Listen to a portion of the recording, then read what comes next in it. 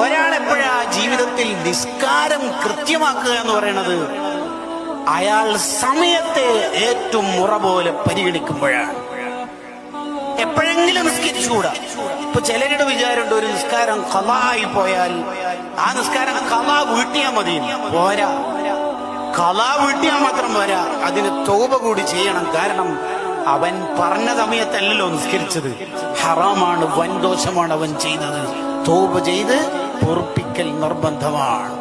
തൗബ ചെയ്യൽ നിർബന്ധമാണ്. പുറത്തു തീർത്ത് അള്ളാഹുവിന്റെ ഭാഗത്തുള്ളതാണ്. ആരെങ്കിലും ജീവിതത്തിൽ നിസ്കാരത്തെ സമയത്ത് നിർവഹിച്ചാൽ